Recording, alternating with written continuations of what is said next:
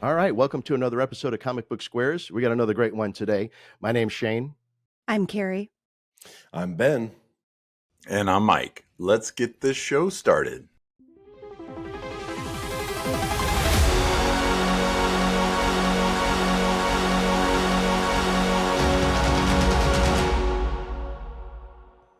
All right, well, welcome to another episode of Comic Book Squares.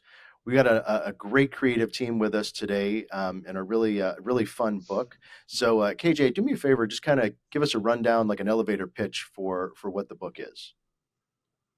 Right. So Zhao is a wuxia-based comic book series, right? So it's basically set in a historical setting in the between the transition between Song and Yuan dynasty. So basically, it follows the family of Zhao Ming, and they used to be royalties in the Song dynasty, but because of the fall of the dynasty, they now transit into a Mongolian-led Yuan dynasty, and they now have to face themselves being in an environment whereby they are being ruled rather than being the rulers themselves.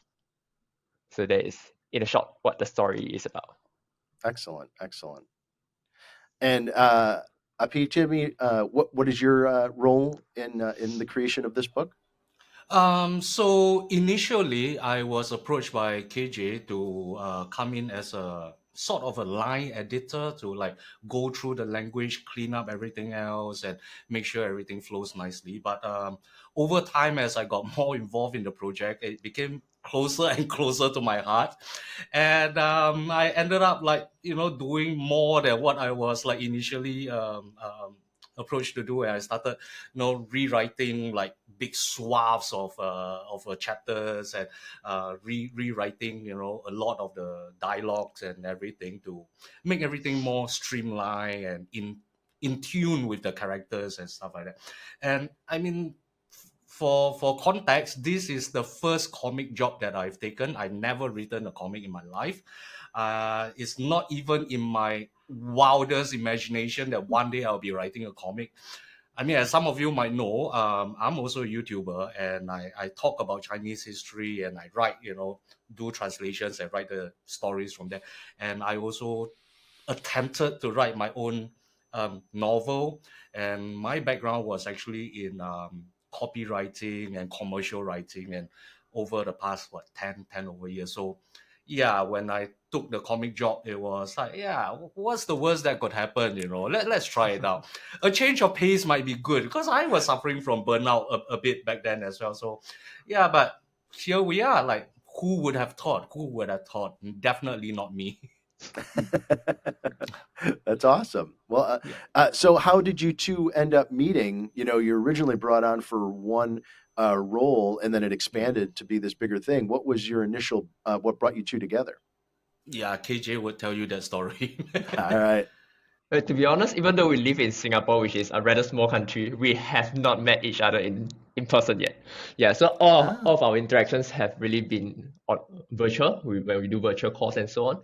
Yeah, but how we initially met is really, I have been following his YouTube channel. So he has been sharing all the Chinese history, all the wuxia related kind of stuff on his blog, on his YouTube channel. So I have always been following it.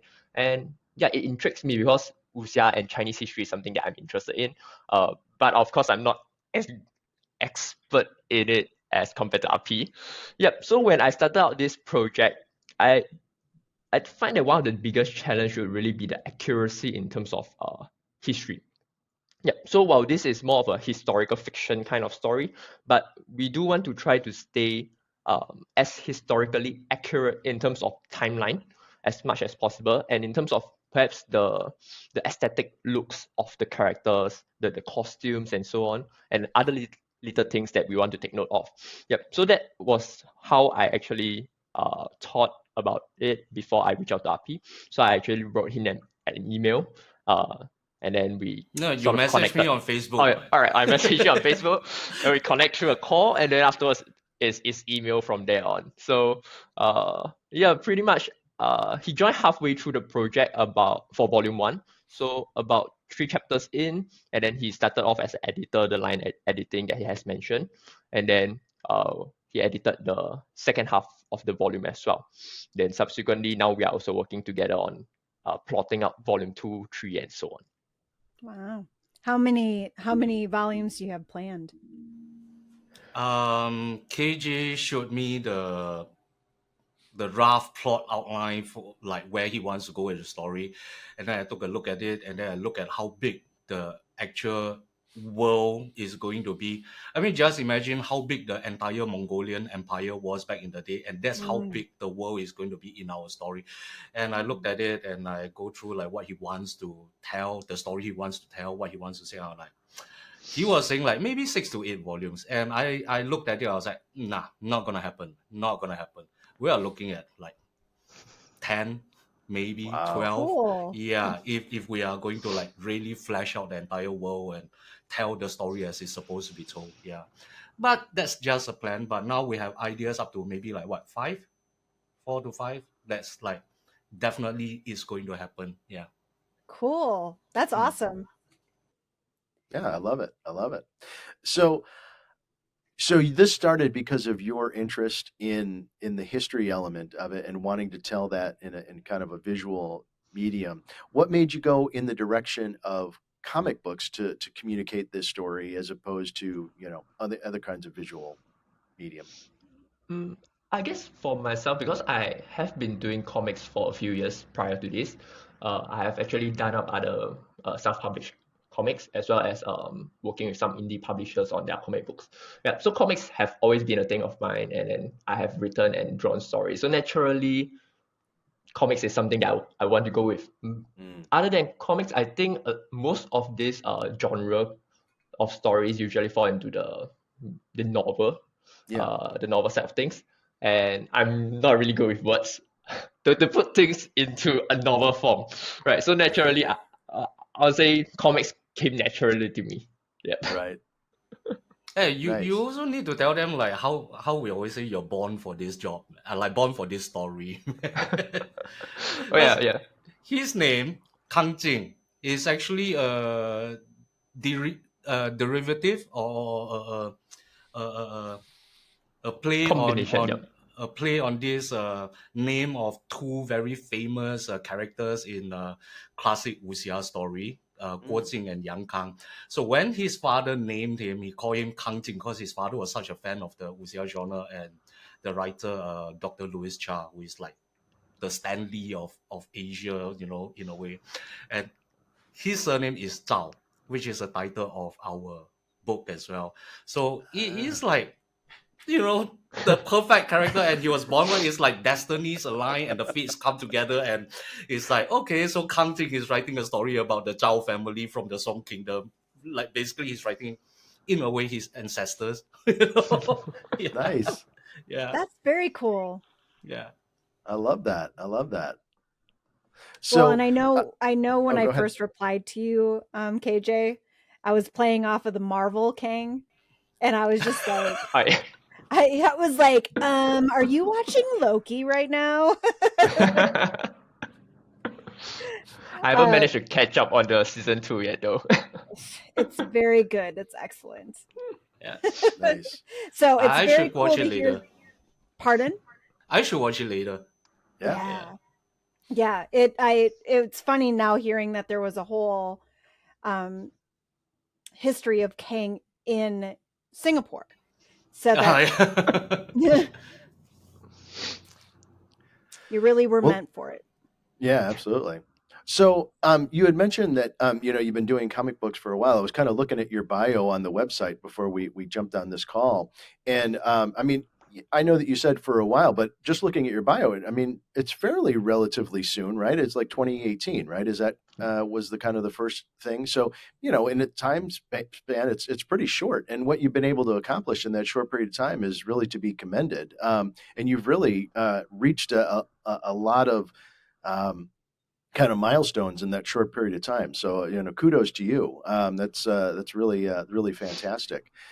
Did you do artwork prior to 2018 and coming into the world of comic books?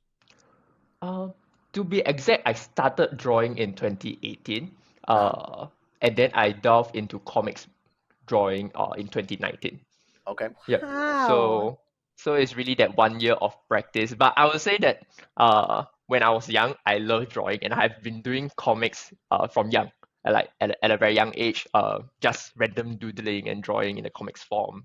Because in Asia, manga is very popular, hugely popular. So it has always been a dream to be a manga artist. It's just as you grow up along the way, you know, the typical Asian parents would tell you, yeah, you can't earn money through comics or manga, you know, scrape the idea, you know. So it I didn't follow through when I was growing up. It's just that when I got to my 20s and so on, crowdfunding became a thing, and then yeah, so there's more opportunities to really pursue that passion of yours.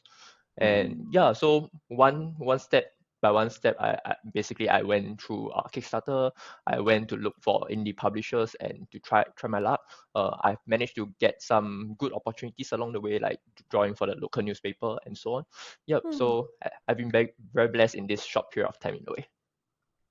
Yeah, I would say so. Well, I mean, have your parents now come around to accepting this as your career path? Uh, yep, I guess so. But I'm doing it in a way at a part time passion kind of thing. So I still Yeah. have a full-time job. Yeah, I've always been just seeding the ideas to say maybe someday I will quit my full-time job to do art full-time. You know, then they're like trying to balance and weigh out the pros and cons for me. You know, and That's stuff like that. awesome. So like, That's okay, all right, you know. I mean, come on, KJ is a chemistry major in university. He's got a degree in chemistry. Nice. So it's like And that explains why the name Chiral That's Comics. wild. Yep. Yeah. Okay. I mean, Cairo is, I think, a chemistry term, right? You were Yeah. saying, KJ? Yeah. Correct. So that's why Cairo Comics. Yeah. Okay. Yeah. Some inside info there. I love that. Yeah. So now that you've kind of been immersed in this world of comic books, but you know you're originally brought on as an editor, and like you said, you had never done this kind of work before. Are you now fully immersed? Are you looking at doing some other things beyond this project? Oh, I am. If anyone out there needs, like, you know, a writer or proofreader or editor, let me know. If you need consult on Chinese history for your stories, let me know. I'm all for taking it, and I'm really enjoying it. So now, my focus is actually, we already started working on Zhao Volume 2 just this week. And I'm focusing on that and focusing on rebuilding my YouTube channel. If you've been there, you know that I haven't really uploaded in like a year. So the audience is getting a bit antsy. So yeah, that's my two focus now. But yeah, having done comic for the first time and getting to know the community, a small corner of community, I felt that, yeah, I think I found my people. Like, Yeah. I found, you know, a group of creatives and people who have these like crazy ideas and like just going out there and do it. It's like, it's refreshing. It's refreshing. I mean, I've been a lone wolf for so long, and now it's like finding a community is like, wow. So that's what it feels like. Yeah. Oh, Yeah. That's awesome. I know I definitely I get that sense. My family and I go to our local comic convention here in Arizona every year, and yeah, even when I just walk in, I get that sense of these are my people. You know, you feel a sense of relaxation that you can be yourself. Yeah, so I totally understand that. Talk to me a little bit about now that you're kind of a writing team a little bit. How does that relationship work now that you've kind of established that, going back and forth and sharing ideas and working together? How does that fit together? Yeah. So in fact, I guess 15 minutes before we came on to the recording, we were still talking about some of the plot lines itself. Yeah. So I think in general we take a primary and secondary role. So I'm still a primary writer, and then Api is really here to help me maybe sort out the loopholes, help me to enhance the story, bring in some of his ideas as well to enhance the stories. Yep. So we basically just work with Google Drive. We started off by just blasting all of our different ideas on the list itself. We just list them all out like a laundry list, and then afterwards we sort of like critique each other's ideas. So he just point out some of the ideas that this doesn't work for me, and then I point out some of his ideas that doesn't work, and then we just say, oh, this we like this idea, we like that idea, and then we try to pull everything together. Yep. So far we haven't settled entirely on, like, for example, volume 2. Yes, we have the rough overview, but we haven't really settled on the details some of the details yet. So we are still sorting that out. But yeah, that's pretty much how we work currently. Yeah, Excellent. and it helps that I'm a visual writer or visual anything. So I know different writers write differently. For me, it's like I usually already see a scene, like a movie playing out in my head. And what I do is try to put it in words on paper. And that's how I attempted to write my novel. But now in the comic medium, is like, in fact, for volume 1, it was pretty easy for me because, in comic, you have all the panels, which basically are already the scenes. So it's just, I have to feel the scene and bring out the ambience of it through the words, and that's all I need to do.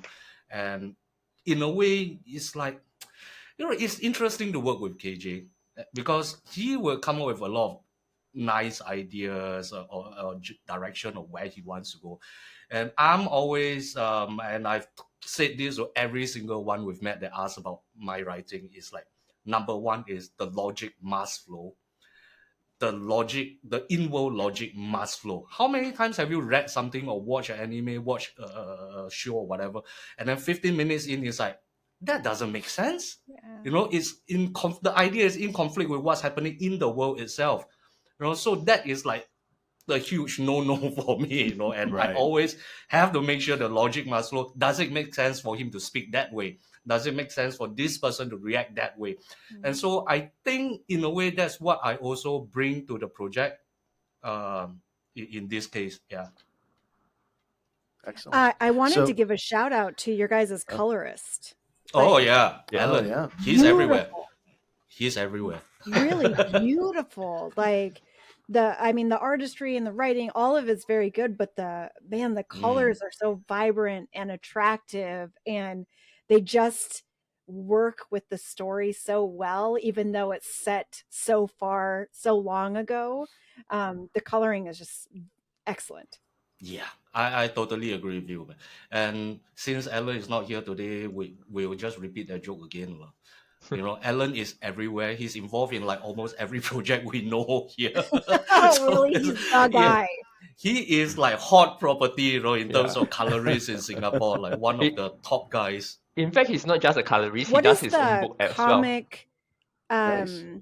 like what is the comic experience in Singapore right now? Like, do people tend to gravitate towards historical type comics? Are they more modern, the newer stuff, all manga? Like, what is the comic scene in Singapore?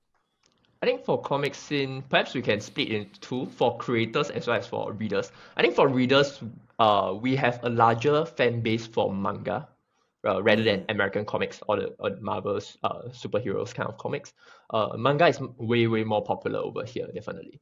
But in terms of, let's say, local creators in Singapore, the main type of story that is popular over here for creators to create is really those autobiographical kind of stories.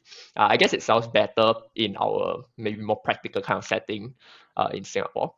Yep, and perhaps you might have heard of the Eisner Award winner, the Charlie Chan.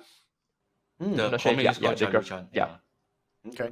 Yep, so that kind of story is very popular over here as compared to maybe more fictional kind of stories. That's And interesting. what we are doing is definitely a outlier, I guess. I don't think anyone else is doing wuxia nowadays. Not many people are doing that. Yeah.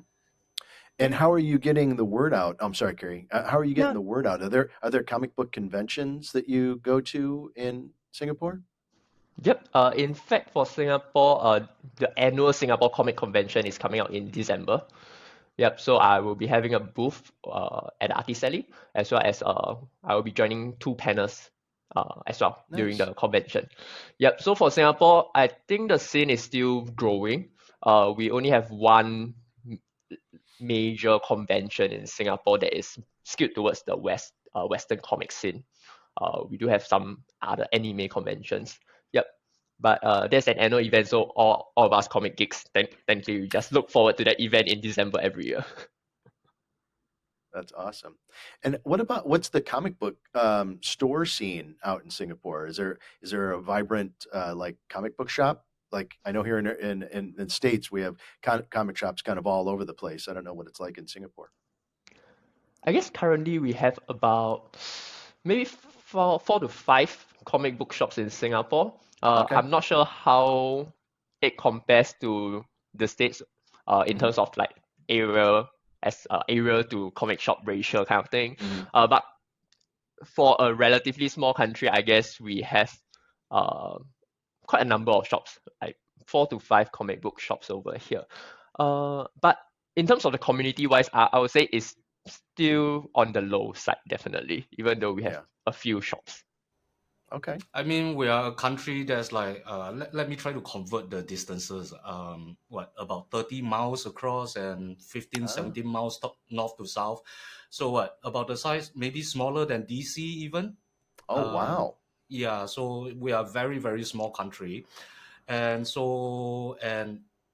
it's not very practical for the government to like put in a lot of resources into promoting the arts and stuff like that. All the resources are mainly skewed towards the economical developments in Singapore. So yeah, the art scene, comic scene, writing scene is kind of not as developed as elsewhere in the world, but there are still, idiots like us still insisting to do this, even though it doesn't really make sense in the traditional sense of the word.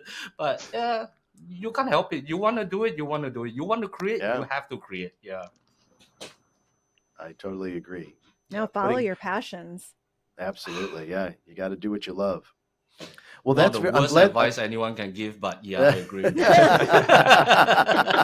welcome. Yes.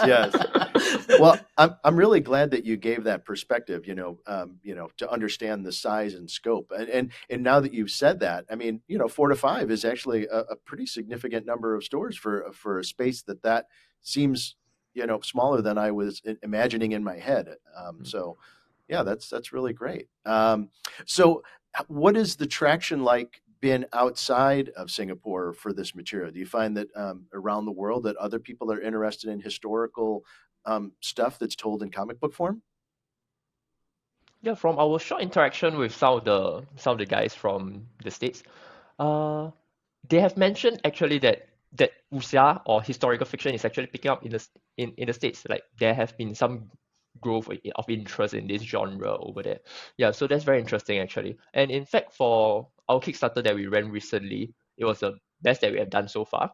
But in terms of the region for in terms of interest, we have roughly about 50 to 60% coming from all over the world, including the States. So that is something that was sort of unexpected for me because I mean the genre is really still quite Asian based and it's a very Chinese historical fiction kind of thing.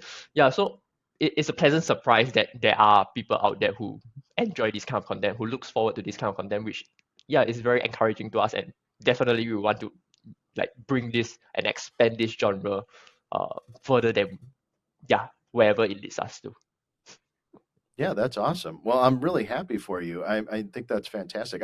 I find it, I love learning about different groups and cultures. So I think that's really exciting that, other people that are willing to embrace that as well. And, when people watch this show, hopefully they'll get a sense of, what the book is about and what to expect. I can tell you just from the material that I've read, it's filled with action. So if, if you're interested in historical material that also is just filled with really fantastic action and great art, you should definitely check this book out. I can tell that it's a passion piece for really the both of you. Thank you. So congratulations to both of you. Thank you really so well much. done. Thank you. But I mean, would your audience actually have an idea of what we've been talking about when we say wuxia? Would your audience actually have an idea of what it actually is? Probably, I can't speak for everybody. Obviously, I don't know necessarily that they would, but what is your understanding of it when we talk about, like, say, it's the wuxia genre? What's your understanding of it? Yeah, I mean, I'll be honest. I did not have a grasp of what to expect going in. Okay. I didn't have a historical, backstory to it. Okay. Yeah. So Neither did I. Yeah. I didn't. Although there's this surface knowledge of Right. the dynasties fighting Right. and Yeah. endings of families and it being war related, right? Right. So Right. other Yeah. than that surface understanding of it, I went in very, very blind as well. Okay, well, in a nutshell, wuxia is a genre that is like more or less specific to Chinese culture. Mhm. Is like in the west, in Japan you have the samurais, you have all the warriors, the warrior code. So wuxia is basically a story about that. To me personally, there are three pillars to wuxia genre. Number one, it has to feature martial arts. Kung fu, to the West. Right. Number two, Chinese historical setting. It could be a defined dynasty. You could have a defined timeline, which period of history it is, or it could just be general as long as it feels like ancient China. And number three, which to me is the most important of the three pillars of that props up the wuxia genre, is the Confucian values that underlies the whole thing. And it's always about the struggle between the characters and the sacrifices, in a way that they might have to make in order to either uphold these ideals and this philosophy, or to sacrifice these philosophies and ideals for some more real world solutions or situations. So it's that struggle of man and himself, just like any other story. And of course, you have the hero's journey throughout the whole thing. But the three pillars that can define a wuxia genre is number one, martial arts. Number two, a historical setting. And number three, broadly Confucian ideology and philosophy underlying the whole thing. Yeah. So I hope the viewers will have a better idea of what we are doing here, and the genre that we are working with here. Yeah. Oh, I love that. I'm glad that you laid that out like that. That's fantastic. And I think that's really important for people that might not be familiar with this as Yeah. well. That's Api, really great. can you spell that genre out for me? It's actually just a romanization of a Chinese word, but it's spelled WUXIA. XI, what's the last letter? A, alpha, A. Hey. Wuxia. Yeah, wuxia. Yeah. Wuxia. Which basically is two separate Chinese words. Wu means of martial or martial arts, martial prowess. Xia word that means like a swordsman or someone that is a hero, something like a samurai. What do you call that? A knight errant, kind of idea. Okay. Yeah. So a knight errant who has martial skills, basically, that's wuxia. Yeah. Very cool.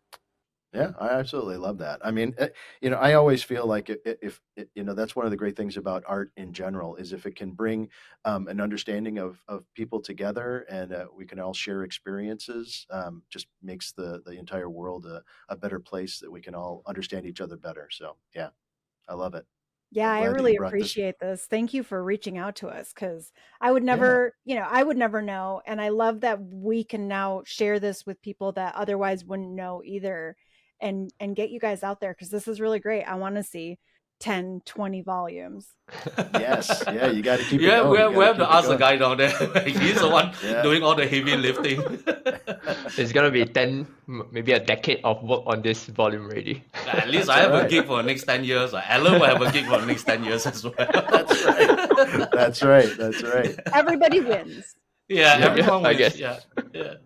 Well, very cool. We'll make sure to put all of the contact information into the description below the video so that people will be able to reach out and acquire. You're selling everything as volumes? Is that how you're doing it, or are they individual issues? How are you doing the sales? We are selling it as volumes, so more of towards a graphic novel. So each volume is about 200 pages. Yep. So that includes for volume 1, and then we will probably keep the same number of pages for subsequent volumes as well. So 200 pages per volume.